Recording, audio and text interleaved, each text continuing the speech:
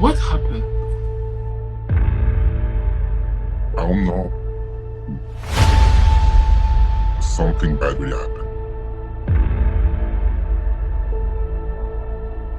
Do you believe him? Yes.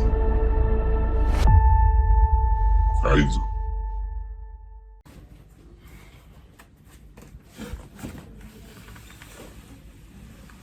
Stevie Colombo. Previously. Chris Stokes, c'est un gamin à cette époque parce que nous sommes en 91. Il va tomber sur Raz B, G-Boog et Lil Fizz. La machine autour de l'image est tellement forte qu'il y a véritablement une B2K mania. On les a fait vivre dans la même maison, on leur a créé une proximité. Pourquoi? Parce que c'était un coup marketing. Et ils décident donc finalement de se rebeller. Omarion les a trahis.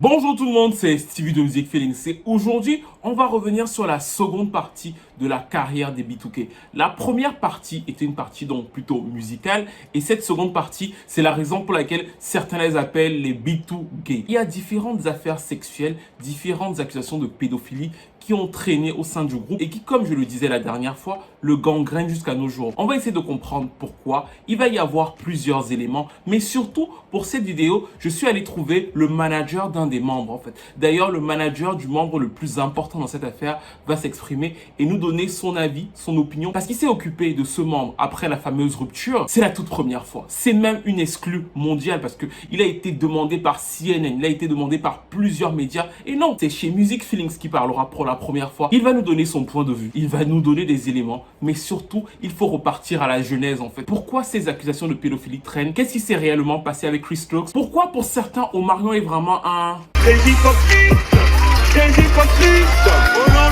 Pourquoi Ray J est entré dans la bataille? Pourquoi certains pensent qu'il faut carrément un Surviving Chris Stokes en référence au Surviving Robert Kelly? C'est ce que nous allons voir dans cette vidéo. N'hésitez pas à commenter, à liker, à partager au maximum si vous voulez d'autres enquêtes du genre parce qu'encore une fois, nous sommes en pleine exclue mondiale, you know? Et Stevie Colombo va commencer la vidéo. C'est à peu près à cette période que nous étions arrêtés. Omarion cartonne avec Icebox et malheureusement pour lui, le succès de ce single ne va pas être suffisant pour pérenniser sa place chez Sony Music. Pourquoi les gens n'achètent pas l'album en fait? Et ça, c'est encore une fois quelque chose qu'il faut comprendre. Derrière l'investissement que fait un label, ils veulent un retour. Et là, sur ce single, il y a un succès, mais derrière l'album, il y a eu plusieurs producteurs, il y a eu plusieurs songwriters. Et vous vous rappelez d'ailleurs que Icebox est écrite par cette jeune fille-ci.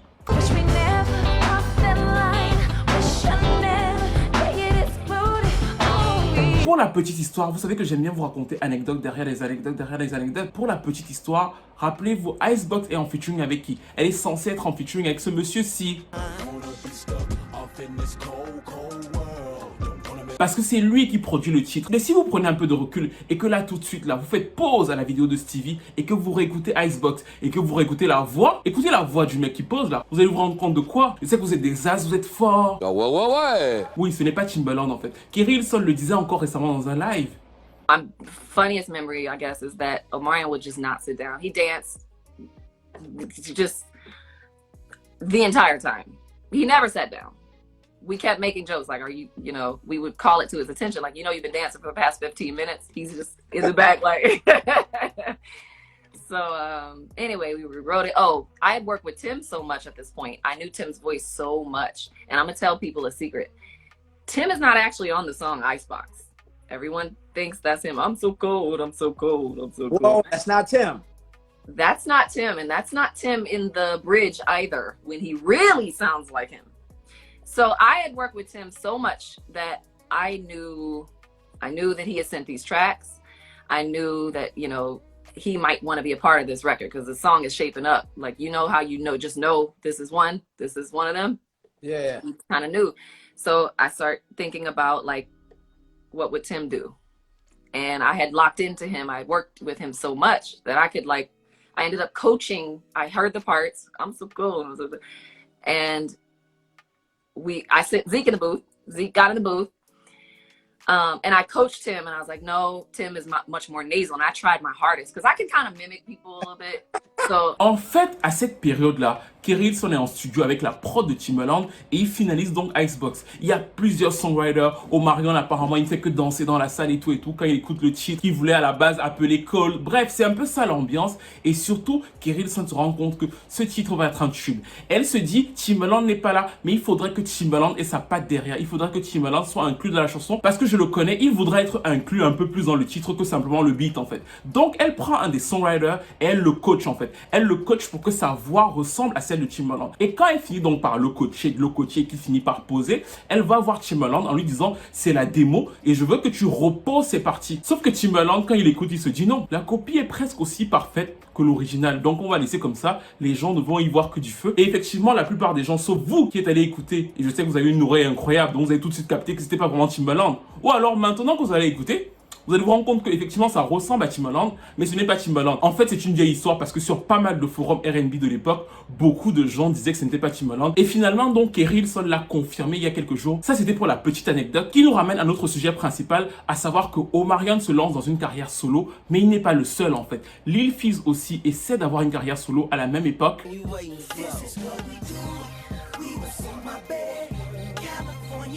Et de l'autre côté, Raz B va sortir son premier single en 2007, c'était ça.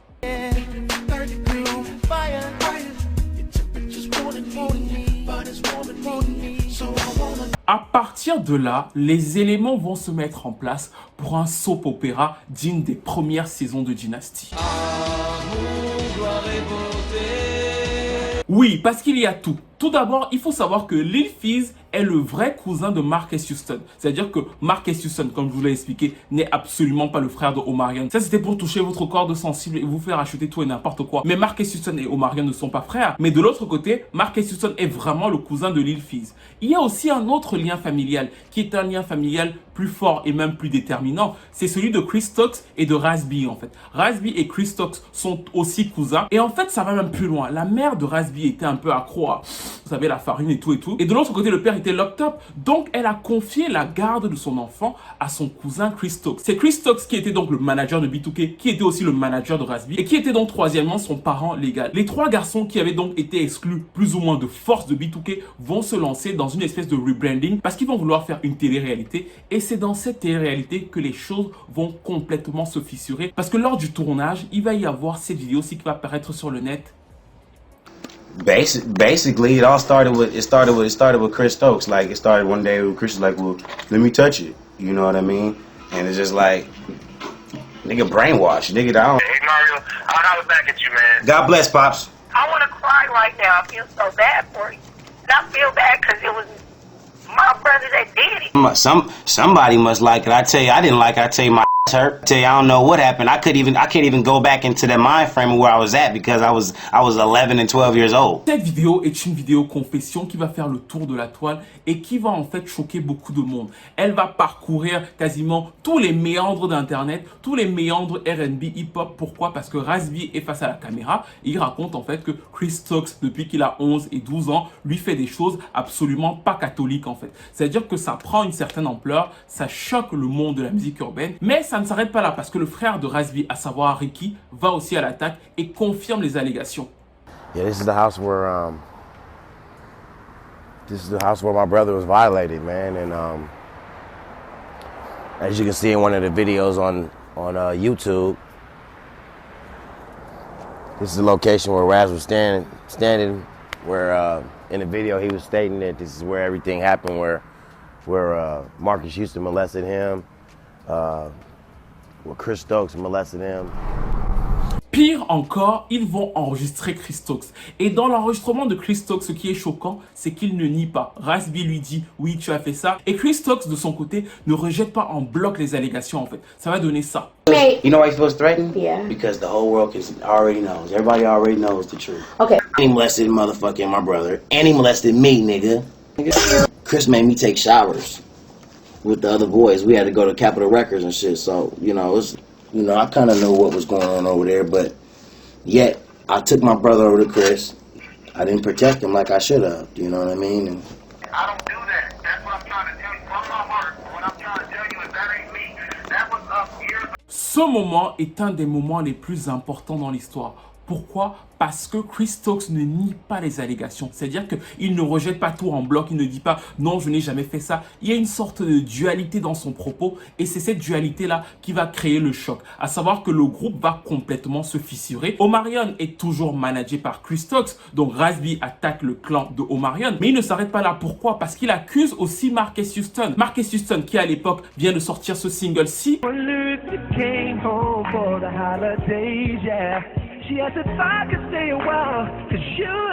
Et qui est donc aussi le cousin de Lil Fizz en fait. Donc en fait, tout le groupe va complètement s'éclater. La télé-réalité dans laquelle ils devaient apparaître tous les trois va complètement être annulée par la production parce que les accusations de Raz B sont très graves et Chris Stokes de son côté va le comprendre. C'est pour ça qu'il va le faire venir, qu'il va le payer et que Raz B va tout de suite nier. C'était ça. The allegations are not true with Chris Stokes and Marques Houston. And I apologize for any hurt that this may cause publicly, financially, and God bless America. C'est une autre pièce marquante de l'histoire. Raz B vient devant le monde entier et il dit « j'ai menti » et en plus, je ne voulais même pas que ces vidéos-là se retrouvent sur la toile. Jusqu'aujourd'hui, beaucoup disent qu'à partir de ce moment-là, il a perdu toute crédibilité. Pourquoi? Parce qu'il va lui-même reconnaître avoir été payé ensuite. À la base, les 3 membres restants voulaient reformer un nouveau B2K et ils avaient sorti un single, c'était ça.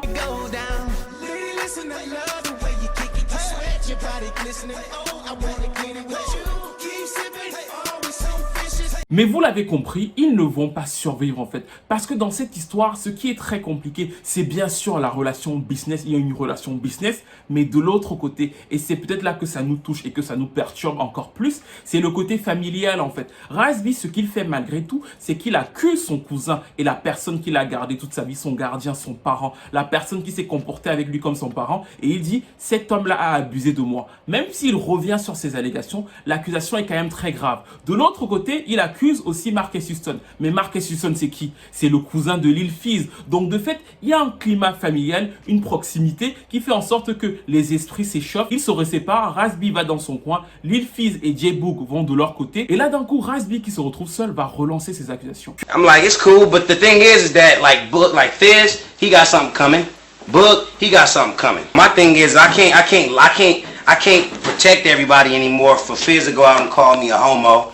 How can I not talk about people's business? You feel what I'm saying?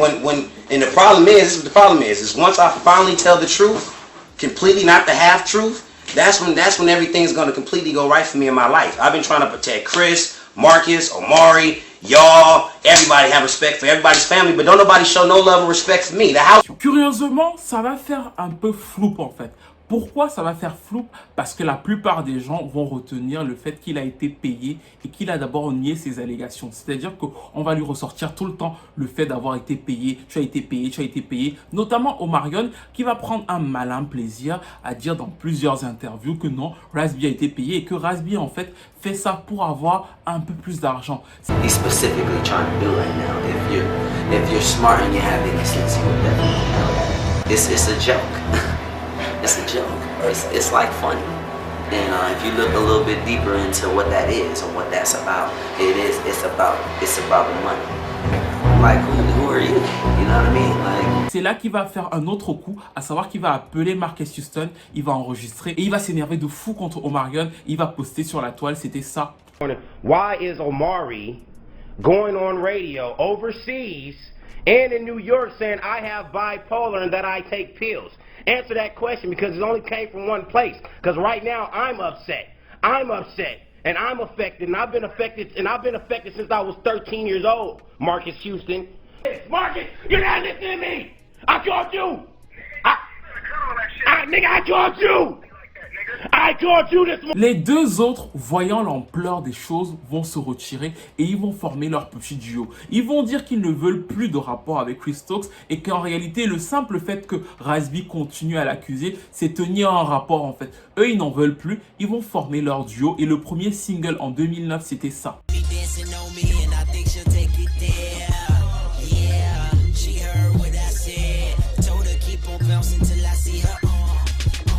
Là, Raz B va avoir un allié surprise.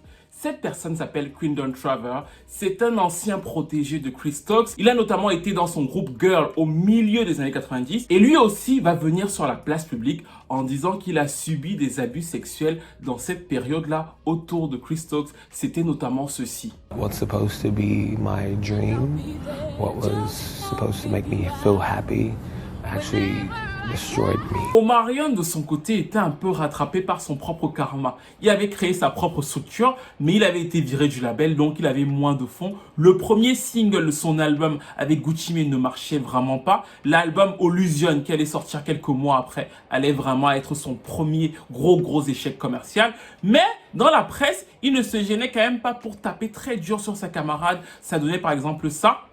So when it's 5 years later and you're still telling me about them talking about the breakup, it just makes me feel like they're living in the past and they don't want to let go. Ou encore les fois où il répétait clairement que Raz B était bipolaire, il mentait et il faisait tout ça pour de l'argent. Chris Stokes. Yeah, of course. And what about Raz B? Well, not as much because Raz B is bipolar and a lot of the stuff that he does is because of that condition. So you think the allegations he made about Chris Stokes was a bipolar moment for him? Of course, and I think it was an intention moment. You know what I'm saying? I think it's something to you. Okay. Chris has not only been a great mentor to me, but he's been like a father figure as well. The reason why I know Chris Stokes is because he's married to my auntie.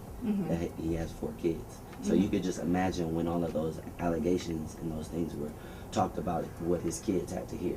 L'ambiance va devenir incroyablement malsaine, voire totalement délétère en fait. Parce qu'ils vont commencer donc à se disloquer publiquement. Et surtout, vous voyez que sous fond d'argent, il y a vraiment des accusations sexuelles graves.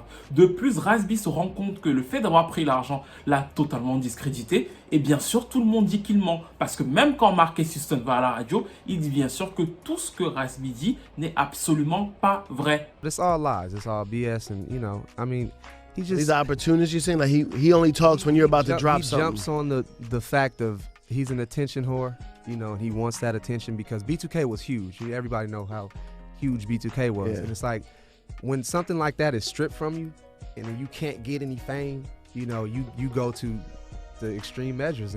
Raz B va un peu devenir une blague et ça va le frustrer d'être une blague, surtout qu'il estime dire sa vérité et il va continuer à répéter qu'il a été abusé. Il va dire qu'en réalité tous les membres de B2K ont été abusés et plus loin encore il va faire témoigner Quindon Traver en audio et il va poster sur la toile. Je vais vous mettre une toute petite partie parce qu'en réalité le chanteur détaille la relation sexuelle donc je ne peux pas mettre tout, mais vous allez avoir une petite partie de l'extrait et c'est assez grave ce qu'il raconte, c'est ça. Chris was on the bed. Marcus was right there next to me. Once he tried to penetrate me, and then I told him I was bleeding. Les propos tenus sont assez graves et vous le comprenez, pendant quelques temps, l'équipe juridique de Chris Stokes va les balayer de la toile en fait. Ça va être très difficile pendant un certain temps, hormis sur Dailymotion, de retrouver ces vidéos de Raz B attaquant Chris Stokes. Mais malgré tout, il va pas abandonner son rêve de faire carrière solo. Il va sortir un petit hippie Boy to King avec ce single ci.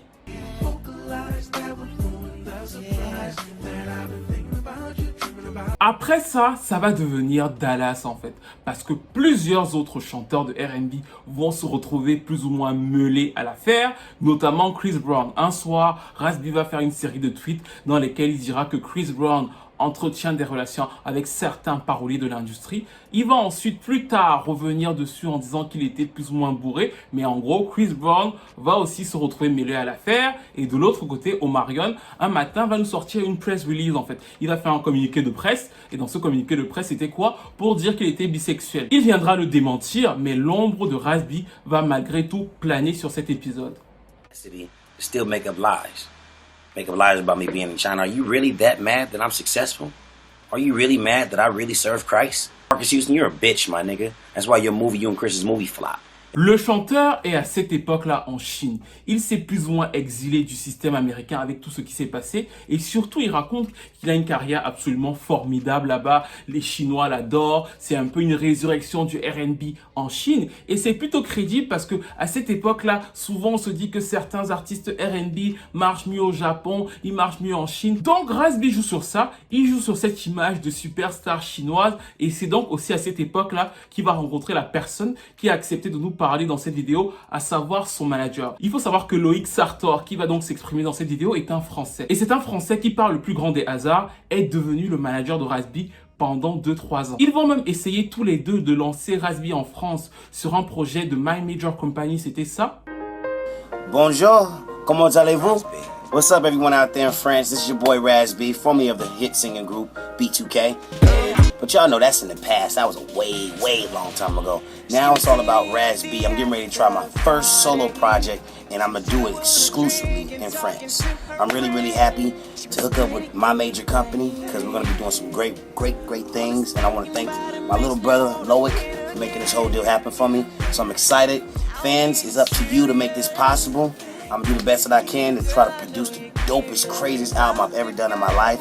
So look forward to seeing you soon. Au revoir. Peace. Plusieurs médias, après la fin de leur collaboration, vont essayer de le contacter, mais c'est donc pour la première fois qu'il s'exprime dans cette vidéo. Il va nous expliquer comment ça s'est passé en Chine, quelle était la carrière réelle de Raz B en Chine, quels étaient les liens qu'il entretenait avec les autres membres de B2K à l'époque, et surtout son ressenti personnel par rapport à toute cette histoire en fait. Et bien sûr, pour ceux qui auraient le moindre doute, n'hésitez pas, il y a les photos. Je vous ai même mis son contrat, la première version de son contrat avec Raz B dans la barre de description et aussi dans la vidéo en fait. Et maintenant, je vous prie de l'accueillir avec beaucoup de likes, avec beaucoup d'applaudissements, avec beaucoup de commentaires. Et on y va.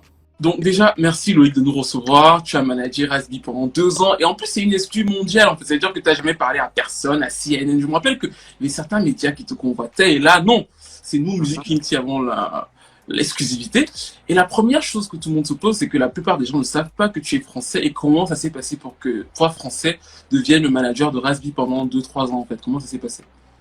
Alors tout d'abord, merci à toi de me recevoir. Comment ça s'est passé? En fait, on va remettre les choses en contexte. Depuis que j'ai 15-16 ans, je travaille plus ou moins dans la musique.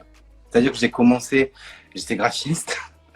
J'ai rencontré un monsieur qui s'appelait Christophe Marcy, qui avait ce qu'on appelle un agrégateur de contenu. Donc c'est une plateforme où tu peux mettre tes sons sur iTunes et compagnie. Ok. Donc ce monsieur travaillait avec plusieurs grosses structures, notamment M6 Interaction. Et donc j'ai fini par travailler chez M6 Interaction. Donc je travaillais avec Sandra Lou, avec d'autres noms. Et après j'ai eu plusieurs autres expériences. Et le truc c'est que je voulais un peu plus. Ok, normal. Je vois toujours les choses en grand. Du coup, j'ai fait un mailing en fait. J'ai cherché plusieurs artistes, plusieurs prods, machin. J'ai fait un mail pour me présenter, résumer un petit peu mon parcours et tout ce qui va avec. J'ai envoyé le mail sans grand espoir et dans le mailing, il y avait Raz B. Donc Raz B, ça a été le premier à me répondre à ce mail. Et il m'a répondu dans les 2 heures qui ont suivi l'envoi. À ce moment précis, en 2012, pourquoi aller envoyer un mail à Raz B en fait? Parce que tu vois, avec tout ça, il est un peu seul. Donc pourquoi tu décides d'aller vers lui? Alors c'était en 2011. Ok, 2011, pardon. Pourquoi Raz B? J'en sais rien. Je vais être honnête, B2K, je ne connaissais pas du tout. Non, je connaissais pas. Donc ça veut dire que j'étais pas une groupie, je ne savais pas qui était Raz B. Je savais qui était Omarion parce que... Derrière solo. Voilà. Tout ça, ouais. Bah après, Raz B et les 2 autres, moi je les connaissais pas. Je connaissais le son Bump Bump Bump, mais je savais pas que c'était les B2K. Donc en fait, moi il m'a répondu. Il m'a dit que c'était gentil de l'avoir contacté, qu'effectivement, à l'heure actuelle, il avait besoin d'aide et si je pouvais l'aider. Ok, et quand le contrat a été signé, quelques années après, à ce moment-là, il était déjà en Chine. Et du coup, comment ça s'est passé pour que tu te décides, toi, à aller le rejoindre en Chine, quoi? C'est-à-dire que tu as tout laissé à Paris pour... Oui, parce que moi, en plus, j'étais à l'école. Moi, je travaillais la nuit sur le projet Raz B. Et la journée, j'étais un étudiant normal. J'étais un peu comme Anna Montana, on va dire. Pour lui, aussi bien que pour moi, il ne s'est pas posé. C'était naturel que je vienne en Chine. Et du coup, quand tu es arrivé en Chine, qu'est-ce qui s'est passé en fait? Parce que la plupart des gens pensaient que Raz B avait une carrière super populaire en Chine. Et finalement, j'ai l'impression que c'est pas exactement ça. Donc, qu'est-ce qui s'est passé? Et qu'est-ce qui a fait en sorte, qu'est-ce que tu as pu mettre en place pour que ça marche mieux, pour que ça marche moins bien? Qu'est-ce qui s'est passé pendant cette période plus ou moins chinoise de Raz B? Le truc, c'est que moi, je m'étais fait une image avant de partir et je me suis rendu compte que c'était super différent à ce que je m'étais imaginé et à ce qu'on m'avait raconté. Bien avant qu'on décide que j'aille à Shanghai, il me parlait, tu vois, de ce qui se passait en Chine, tout ça. Donc, il me disait qu'il avait énormément d'opportunités, qu'il était très demandé, qu'il faisait une tournée. De ce que j'avais compris, c'était une tournée des clubs. Et en fait, j'arrive là-bas, je me rends compte qu'en fait, il se produit dans 2 clubs, mais en fait, c'est juste la même boîte. Sauf que il y a 2 établissements à Shanghai. Il y avait M1 et M2. En fait, je me suis rendu compte qu'en fait, il était juste simple résident de la boîte de nuit. Est-ce que pendant cette période-là, il y avait un lien entre lui et les autres membres de B2K? Alors, il n'y avait aucun lien avec les membres de B2K. Ok. Lui, il a toujours cherché de recréer un lien, mais aucun des 3 autres membres de B2K ne daignait lui répondre, que ce soit par mail, par téléphone, par personne interposée. Personne ne voulait entendre parler de Raz B, clairement. Je me rappelle par exemple qu'il y avait un projet avec My Major Company qui a pas... Nous, on a lancé le projet avec My Major. Donc, c'était vraiment en partenariat, tout ça. Et le problème, c'est qu'il y avait un autre projet de la même envergure qui s'était lancé toujours en partenariat avec My Major Company. My Major Company a plus mis l'effort sur ce projet que sur le projet Raz B. Et de manière générale, est-ce que tu pensais malgré tout qu'un artiste américain qui est surtout connu aux États-Unis, qui vient d'un groupe américain et qui se retrouve à l'international comme ça en Chine, c'est-à-dire qu'il vit en Chine, comment tu pensais malgré tout qu'il aurait pu marcher en France? C'est quand même, toi, c'est un grand écart incroyable. Le gars, il est américain, il vit en Chine et vous faites ça, vous essayez de le remarketer en France. C'est assez intéressant quand même de... Quelle était votre stratégie en fait? Je vais être honnête, hein. Il n'y avait pas vraiment de stratégie. Le truc, c'est que lui, il voulait vraiment miser, tu vois, sur le fait que c'était B2K, nanani, nanana. Pour lui, c'était vraiment le fonds de commerce. Donc, tout ce que moi, je pouvais apporter à ce niveau-là, pour lui, c'était pas valable. Lui, il voulait prendre un nouveau départ. Donc, comme je suis français, il s'est dit, bon, on va le faire en France. Ça m'intéressait pas plus que ça. Mais bon, moi je l'ai suivi. C'est lui le patron, c'est lui qui donne les ordres. Donc moi, je prends mon téléphone, mon ordinateur, je travaille. Et voilà, après, il n'y avait pas vraiment de vraie stratégie au final. Je vais te donner mon ressenti. C'est-à-dire que moi, je pense que chez Raz B, il y a quelque chose quand même qui relève du traumatisme réel. Après, je ne suis pas médecin, je ne suis rien du tout en fait. Mais je pense quand même que malgré tout, quand je vois toutes les allégations, il y a un traumatisme réel. Et toi qui as vécu avec lui, enfin, professionnellement, tu sais à peu près comment il fonctionne pendant ces années-là. Comment tu as ressenti cette tension autour des accusations qui sont... Le fait qu'il ait accusé quelquefois, il soit revenu sur ses propos, ce genre de choses. Comment toi tu l'as vécu de l'intérieur en fait? Même si tu es arrivé après. Ouais, ça a été très compliqué. Déjà, travailler pour lui, c'est assez compliqué, mais en plus, en rajoutant tout ce qu'il y a autour de B2K, les accusations de viol, tout ça, ça a été encore plus compliqué. Donc, je vais pas dire que je l'ai mal vécu, mais j'avais de la peine en fait. J'avais énormément de peine pour lui parce que franchement, ça se voit réellement que ça a laissé des séquelles. Donc du coup, quand tu dis que ça a laissé des séquelles, tu penses qu'il s'est passé quelque chose? Oui. Donc tu penses qu'il ne ment pas, il ne délire pas, selon toi? Non. À ce niveau-là, non. Après, il y a d'autres choses. Je pourrais te dire que non, c'est pas vrai, mais là, non. Vu l'état de la personne, non. Il s'est vraiment passé quelque chose. Après, comme j'ai toujours eu coutume de dire aux autres médias qui ont essayé de m'approcher pour faire du sensationnel à ce niveau-là, moi, j'étais pas là. J'étais pas là, donc je peux pas dire oui, alors il s'est passé ci, comme ça, avec telle personne. J'étais pas là et j'étais un gosse à cette époque. Donc, et je connaissais même pas B2K. Mais l'autre question que je te posais, c'est de savoir, est-ce que dans ce moment où il est un peu esselé, est-ce qu'il a quand même des rapports avec Chris Stokes? Non. Par contre, à un moment donné, quand on était en Chine, il était tellement abattu par le fait que il n'y a plus rien en fait. Clairement, personne ne s'intéressait à lui, il n'avait pas de contrat en maison de disque, il y avait zéro opportunité en fait aux États-Unis. Donc je me rappelle qu'un jour, il m'a parlé, il m'a dit écoute, je crois que je vais recontacter Chris Stokes pour lancer des nouveaux projets. Quand il m'a dit ça, par contre, tu sentais que derrière quand même, il y avait quelque chose dans le sens où il voulait le faire, mais au fond de lui, il n'en avait pas envie. C'était plus par dépit de écoute, désespoir. Voilà, c'était plus j'ai besoin de travailler, j'ai besoin de faire de l'argent, Tant pis pour ce qui s'est passé, voilà. Un peu comme Ouais. ce qui s'est passé avec la scène où il prend l'argent, juste après, il vient devant les médias, il dit qu'il nie, en fait. Un truc qui est frappant dans cette histoire, je sais pas si tu partages mon avis, c'est le fait que dans l'industrie, justement, de très jeunes enfants sont habitués à ce modèle de l'argent et que finalement, dans son cas, il est toujours dans le cas où il doit se dire, est-ce que je dois choisir entre le fait d'avoir de l'argent et le fait de me taire sur ce que j'ai vraiment vécu, en fait. Et je pense que ça doit être très, très difficile, pas simplement pour lui, mais pour d'autres personnes de l'industrie de faire ce choix, en fait. C'est d'autant plus compliqué que quand B2K ça s'est arrêté, financièrement, il a tout perdu. Même en étant à Shanghai, il a même pas touché la moitié de ce qu'il a touché avec B2K. Donc oui, ça a été, je pense que c'est toujours à l'heure actuelle très compliqué. Quand tu parles de l'heure actuelle, ça fait 3-4 ans que vous ne travaillez plus ensemble. Et la question que je me pose, c'est pourquoi ça s'est arrêté? Le déclic, en fait, il est simple. C'est que toi, pendant 3-4 ans, tu as un contrat. Tu t'évertues à produire des idées pour Rasby. Tu t'évertues à chercher des opportunités, tu te décarcasses. Enfin, j'ai retourné ciel et terre. Hein. Même quand le projet avec My Major Company s'est avorté, j'ai démarché toutes les maisons de disques. J'ai eu rendez-vous chez Universal, chez Sony, chez Warner. Et pourquoi ils ne voulaient pas? Alors le discours a été unanime, c'est que pour eux c'était compliqué de signer en France un artiste américain sans passer par la case États-Unis. Il y a certaines majors qui voulaient pas en entendre parler, qui ont écouté ce que j'avais à dire, mais on en est resté là.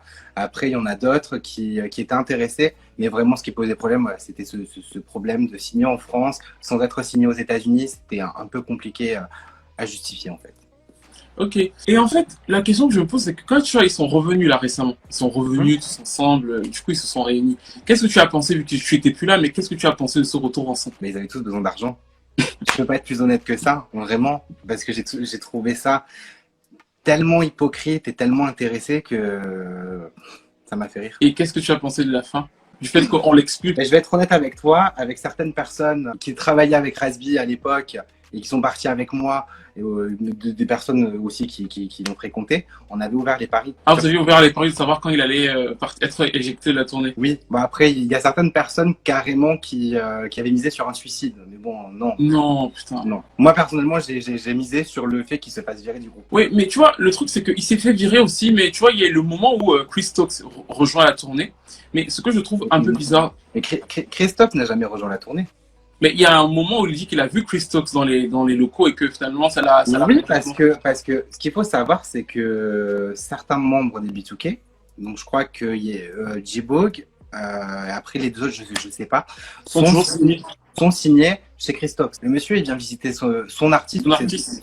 C'est normal. Oui, mais ce que je veux dire, c'est qu'il devait s'y attendre à ce que Chris Stokes soit là au moment. Mais du coup, pourquoi est-ce qu'il a réagi comme il a réagi, à ton avis? Je pense que c'était surtout une manière de faire parler. Ah, tu penses pas que c'était un truc compulsif? Non. Disons que je le connais. Donc je sais qu'entre guillemets, c'est vraiment sincère. Et quand c'est juste ce qu'on appelle un PR stunt, tu vois. Pourquoi il a fait d'autres stunts avant? Oui. Raconte, tu peux nous en raconter un, parce que c'est drôle ça par contre. Ah, juste un. Bon, la fois où il a fini dans le coma. Oui, il était partout dans les journaux en Chine. Il n'était pas dans le coma. Il était même pas à l'hôpital. Il était chez lui tranquillement en train de scruter ce que CNN et les autres médias étaient en train de dire, ce qui se disait sur Twitter. Lui, il était juste en train de regarder les réactions en fait. C'est lui qui a lancé ça tout seul. Il a créé un faux personnage pour jouer l'attaché de presse. Donc c'était Troy quelque chose. Il m'avait pas prévenu. Il n'avait pas prévenu Hélène, la presse. Il a lancé ça tout seul juste pour, d'après ses dires, pour voir un petit peu s'il était soutenu par les gens. Et je me suis vraiment senti très très mal quand il m'a dit ça, parce que bien évidemment j'ai suivi tout ce qui se disait. Puisque moi-même, j'étais derrière mon téléphone en train d'essayer d'appeler CNN, tout ça. Je me suis pourri la gueule avec Hélène, l'attachée de presse, parce que là, c'était à celui qui aurait le premier communiqué. et j'ai vu, tu vois, qu'il y avait des gens qui disaient « Je prie pour toi, je suis allé à l'église, j'ai allumé un cierge, tout ça. » Et je me suis senti hyper mal pour ces gens-là, en fait. J'étais sur Twitter, je regardais les gens réagir à l'article de CNN parce que c'est parti d'un article sur CNN et j'étais mal à l'aise, vraiment. Tellement au début, quand je voyais qu'il répondait pas à mes mails, qu'il n'était pas connecté sur Skype et compagnie, là quand même, tu vois, je me suis dit, attends, peut-être que c'est vrai en fait. Et quand il a daigné m'appeler sur Skype et qu'il m'a dit non, entre guillemets, c'était une blague, déjà je me suis senti terriblement con. Et j'étais trop gêné. Et est-ce que après toute cette expérience-là, parce que c'est quand même ouf de travailler avec quelqu'un comme ça qui a participé à un groupe hyper populaire, qu'est-ce que tu retiens de cette expérience en fait? C'est-à-dire qu'aussi bien humainement que professionnellement. Beaucoup de leçons. Déjà, je pense que si c'était à refaire, je le referais pas. Vraiment. Tu ne le referais pas? Non. Dans la musique, oui, mais le refaire avec Raz B, je le referai pas. Clairement, je veux pas. Même si là, il revenait, qu'il me disait, bon, écoute, je te donne 10 000 $ par mois, tu m'aides, nanani, nanana. Non, ça m'a trop coûté. On va dire les vraies choses, hein. Moi, j'avais pas de salaire fixe. J'étais payé à la commission, c'était une commission ridicule. Donc c'est pas ça qui m'a nourri. Ensuite, le fait que ce soit une personne quand même assez controversée, qui ait dénoncé quelqu'un de l'industrie pour ce qui s'est passé, ça m'a pas aidé non plus parce que c'est quelqu'un de trop toxique et être autant lié à quelqu'un comme ça, non. Donc en fait, le fait qu'il a été blacklisté a nuit finalement à ton image et à ta carrière personnelle aussi. Exactement. J'avais plein d'opportunités qui auraient pu s'offrir à moi et qui au final sont tombées à l'eau. Mais est-ce que tu, en regardant ça dans le rétroviseur, j'ai envie de dire, tu le vois comme un regret en fait? Je le vois pas comme un regret, dans le sens où j'ai beau dire ce que je veux, ça reste Raz B. C'est quelqu'un qui connaît beaucoup de monde. Malgré tout, j'ai quand même acquis certaines compétences. Je vais pas dire qu'il a fait de moi ce que je suis à l'heure actuelle parce que c'est pas vrai, mais il a quand même contribué quand même à son échelle. Donc je peux pas dire que c'est un regret. Par contre, je le referai pas. Qu'est-ce que tu vois pour lui? C'est-à-dire qu'en termes de carrière, est-ce que tu penses que finalement il réussira à exploser en solo? Qu'est-ce que je vois comme carrière pour lui? Rien. Très honnêtement, il s'est janté. Mais est-ce que sa voix justifie un contrat en maison de disque de plusieurs millions de $? Il sait danser, il y en a d'autres qui savent danser. C'est quelqu'un de charismatique, mais encore une fois, ça suffit pas. Peut-être que s'il n'y avait pas tout ce bagage négatif autour, peut-être qu'à la limite, bon, il aurait pu avoir un petit contrat avec Sony ou une autre major. Mais là, à l'heure actuelle, non. Et pour preuve, tout ce qu'il a lancé après les B2K, ça n'a jamais fonctionné. Il y a juste une chanson qui a fonctionné. C'est la première qu'il est sortie juste après les B2K, c'était Fire. Je crois qu'elle était numéro 1 au Billboard, il me semble. Ouais, Billboard R&B. Au Billboard R&B, elle a été classée, ouais. Il y a aussi un autre paramètre à prendre en compte, c'est son âge. Il a plus 20 ans. Ouais, il a 35 ans là. Il va à 40. Imaginons lui donne un contrat en maison de disque, là, à l'heure actuelle. Ça va être qui son public en fait? Il va pas viser les petites filles qui sont au collège, au lycée, qui ont un peu les hormones en folie. S'il vise les personnes de sa tranche, qu'est-ce qu'il va raconter à ces gens-là? Il n'a pas grand-chose à raconter au final. Oui, il a une histoire quand même, je crois. Je ne crois honnêtement pas que Raz B puisse faire carrière. Pour d'autres raisons. Il a une histoire, mais il n'en parlera jamais réellement. Peut-être dans son livre. Et il a tout intérêt à le faire, mais dans ses chansons, non, parce qu'il ne sait faire qu'un certain type de musique, et il n'arrive pas à sortir de ce cadre. On a déjà essayé, il n'y arrive pas. Et globalement, qu'est-ce que tu penses aussi, tu sais, de ces parents qui peut-être sont dans des situations un peu compliquées et qui confient donc leurs enfants comme ça très jeunes dans l'industrie du disque? Parce que fatalement, le cas de Raz B pose cette question-là en fait. Il a été confié à quelqu'un qui était plus ou moins son cousin, mais finalement il s'est retrouvé dans un truc où le petit est traumatisé. Même, on n'est pas sûr que ça s'est passé, mais on sait au moins que l'enfant est traumatisé en fait. Malgré le fait qu'il ait eu des millions de $, on sait que l'enfant est traumatisé. En fait, ce qu'il faut savoir, c'est que Raz B a grandi dans une famille qui était quand même assez dysfonctionnelle. Le papa a fait de la prison. La maman, je sais pas trop, mais je sais que c'était quand même assez chaotique de la maman. Donc lui, déjà, il a grandi dans un milieu assez compliqué. Et c'est pour ça qu'à l'âge de 12 ans, on l'a amené chez Christox, chez son cousin, parce que la famille voulait vraiment qu'on le prenne en charge et qu'on fasse quelque chose de lui, et qu'il ramène des sous à la maison. Avant ce qui s'est passé dans les B2K, il était déjà quand même assez traumatisé. Et il l'est toujours. Mais tu ne nies quand même pas l'impact malgré tout de ce qui a pu arriver avec Christox et les B2K. Ah non, je le nie pas et je minimise pas. C'est juste qu'il s'est passé certaines choses pendant son enfance Et puis malheureusement, il s'est passé d'autres choses après à l'adolescence. Donc le combo des deux, mauvais délire. La question fatidique de toute cette histoire, c'est peut-être le moment où il dit qu'en fait, tous ont été plus ou moins abusés. Et je sais que toi et moi, nous n'avons pas la vérité. Mais la question que je vais te poser, c'est juste sur ton ressenti. Est-ce que tu penses que c'est possible ou est-ce que tu penses que ce n'est pas possible? J'ai une théorie là-dessus, c'est que pourquoi Raz-B et pas les autres? Chris Stokes a mis ses poulains dans la même maison, à Diamond Bar, en Californie. Pourquoi juste aller voir Raz-B quand il peut avoir les autres et que c'est lui qui a le pouvoir? Tu vois ce que je veux dire? Je citerai pas de nom après parce que je veux pas parler à la place des autres. Chacun dit ce qu'il a envie de dire quand il a envie de le dire. Mais je sais que c'est arrivé avec une autre personne de B2K.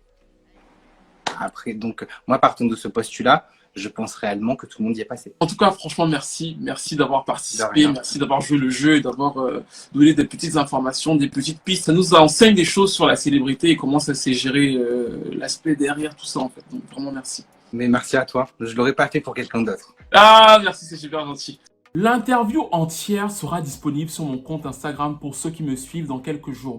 En attendant, vraiment merci à Loïc. Et pour être tout à fait clair avec vous, j'ai aussi contacté le frère de Raz-B qui n'a pas tenu à participer à cette vidéo. Et j'ai aussi envoyé un mail à l'équipe de Chris Stokes pour leur dire que je faisais une vidéo sur l'affaire. Et pour le moment, je n'ai pas eu de réponse. Donc sur le fond de l'affaire, sur le dossier des accusations, je ne sais absolument rien. Je ne suis pas juge, je ne suis pas avocat, je n'ai pas toutes les pièces. La seule chose pour moi qui était intéressante, c'est de faire venir Loïc afin qu'il vous donne son ressenti, lui qui a plus ou moins vu les choses de l'intérieur. Et surtout, lui qui est capable donc de nous faire une espèce de traçage sur ce qui s'est passé pour Raz-B dans cette période où on le voyait pas trop aux États-Unis en fait. Il a essayé de faire carrière en Chine, ça n'a pas marché. Il est donc revenu aux États-Unis et il a expliqué à plusieurs reprises que les B2K allaient se reformer. Mais encore une fois là, il n'y avait pas de lien entre eux en fait. C'est-à-dire qu'il y en avait deux qui étaient dans une télé-réalité, mais il n'y avait pas de lien entre tous les B2K. Finalement, l'idée de réunir les B2K va venir de Ray J en fait. C'est-à-dire que comme ils vont se retrouver dans une télé-réalité, il va avoir l'idée de faire une tournée entre les 3 B2K et Ray J en fait. Tout le monde savait que c'était clairement un attrait financier et que de l'autre côté, ça n'allait pas durer en fait. Le premier signe qui a un peu ralenti leur retour en force, c'était bien sûr le Surviving R. Kelly en fait. Parce que quand le Surviving R. Kelly est apparu à la télévision, tout le monde s'est rappelé des accusations de Raz-B. Et là, d'un coup, Omarion, qui aime bien surfer sur toutes les modes, parce que ça, c'est son truc, il a fait quoi? Il a fait un tweet en disant, oui, bah, comme tous les tubes quasiment de B2K, tous les gros tubes de B2K ont été faits par R. Kelly, il a dit, oui, je suis horrifié par ce qui se passe, ce qui était son droit légitime. Et il a surtout dit deux choses qui étaient un peu bizarres. C'est-à-dire que la première chose est qu'il a dit, bah, la tournée arrive, mais comme la tournée arrive et qu'on sait qu'on va avoir notre argent sur les tubes de R. Kelly, bah, on va jouer les chansons là, pendant la tournée qui va arriver. Et après, on ne va plus jouer les chansons. Ce qui n'est pas vrai parce que après il a continué à jouer ces chansons-là. Et surtout, les gens vont lui dire, pourquoi est-ce que si tu décides de ne plus jouer les chansons, tu ne joues plus les chansons tout de suite en fait? Pourquoi est-ce que tu attends de dire que dans 6 mois, je vais jouer les chansons et après, je ne les jouerai plus? Ça, c'était la première chose. La deuxième chose, c'est qu'on l'a renvoyé tout simplement à sa propre hypocrisie en fait. Pourquoi? Parce que dans son propre groupe, il y avait quelqu'un depuis des années qui se plaignait d'avoir été touché, d'avoir été abusé. Et Omarion, vous avez vu depuis le début, était la personne qui était de l'autre côté en fait. Omarion était celui qui minimisait les accusations et qui disait globalement que l'autre ne voulait que de l'argent. Il est finalement du coup revenu aussi sur ça en disant que effectivement finalement il pense que quelque chose de grave a pu se passer. Okay. With the Chris Stokes allegations. Yes. What is your take on that? Yeah, I definitely think something happened to him. You know, I don't know what happened to him, but I think something happened to him. Bref, l'inévitable a fini par se produire. Pourquoi? Parce qu'effectivement, Raz-B revient dans les B2K, il se reforme pour avoir un peu plus d'argent parce qu'effectivement, l'objectif est surtout monétaire, mais ses problèmes à lui ne sont pas réglés en fait. Et de fait, comme Chris Stokes est toujours dans les parois de B2K, comme Chris Stokes manage toujours les autres membres de B2K, un jour, Chris Stokes vient les voir en tournée parce qu'il vient voir ses artistes et Raz-B de son côté a la réaction de quelqu'un qui revoit plus ou moins son bourreau en fait. Actually, let me correct myself. Raz-B is officially off the tour. I don't feel safe because I feel like Chris Stokes is around. So guess what? I'm off the tour. Good luck to everybody.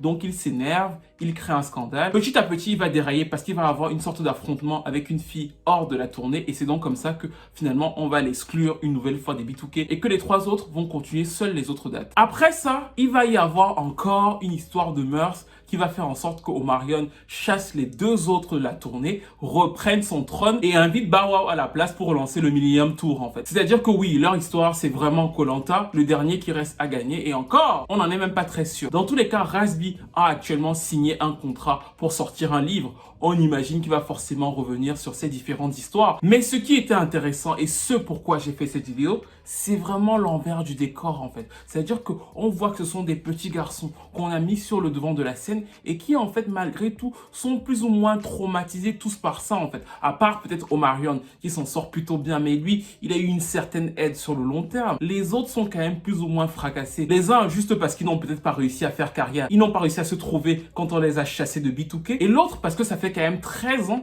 qu'il dit qu'il a été violenté, qu'il dit qu'il a été abusé sexuellement et que malgré tout, pour avoir un peu d'argent, il est un peu obligé de retravailler avec cette même machine en fait. L'épisode que Loïc raconte quand ils sont en Chine, où il n'y a vraiment plus rien, et il se dit, bon, peut-être que je vais quand même rappeler Chris Stokes. Quand on était en Chine, il était tellement abattu par le fait que il n'y ait plus rien en fait. Clairement, personne ne s'intéressait à lui, il n'avait pas de contrat en maison de disque, il y avait 0 opportunité en fait aux États-Unis. Donc je me rappelle qu'un jour, il m'a parlé, il m'a dit, écoute, je crois que je vais recontacter Chris Stokes pour lancer des nouveaux projets. Quand il m'a dit ça, par contre, tu sentais que derrière quand même, il y avait quelque chose dans le sens où il voulait le faire, mais au fond de lui, il n'en avait pas envie.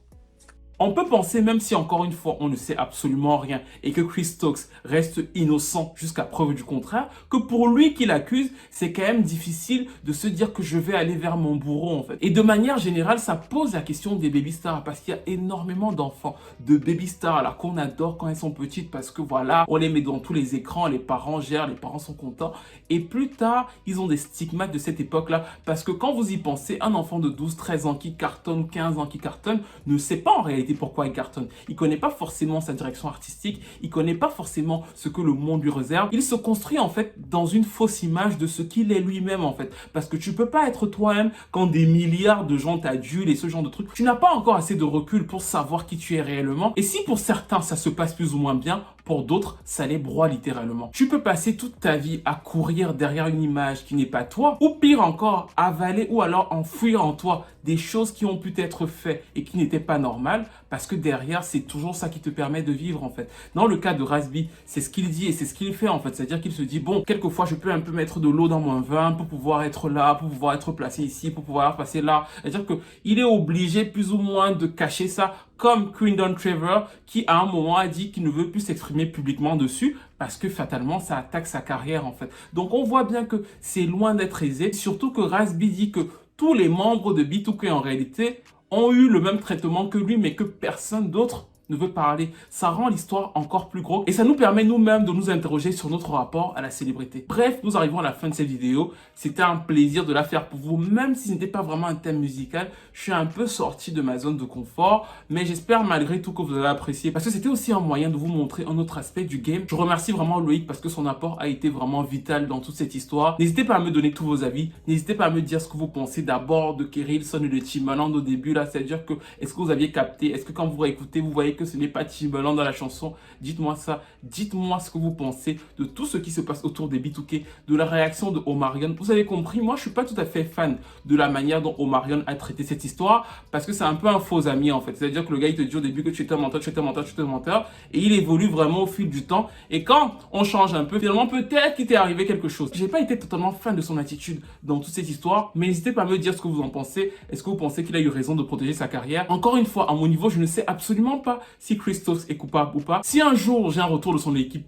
je le publierai, même si c'est dans une autre vidéo. Mais dans tous les cas, n'hésitez pas à commenter, à liker, à partager au maximum parce qu'en fait, on ne sait même pas si cette vidéo va rester en ligne longtemps. Donc, commentez là, partagez là, chouchoutez là, donnez au maximum vos avis en restant dans le respect parce qu'encore une fois, je vous le répète, on peut en discuter, on peut en parler, on peut élargir le sujet sur beaucoup d'autres acteurs, sur beaucoup d'autres méandres de l'industrie. Mais nous ne sommes absolument pas juges, nous n'avons pas tous les éléments. Je vous ai juste donné une version de l'histoire. Peut-être qu'un jour, la véritable version pourra se juger devant un vrai juge et devant un vrai tribunal. Merci à tout le monde et je vous retrouve très vite pour une nouvelle vidéo.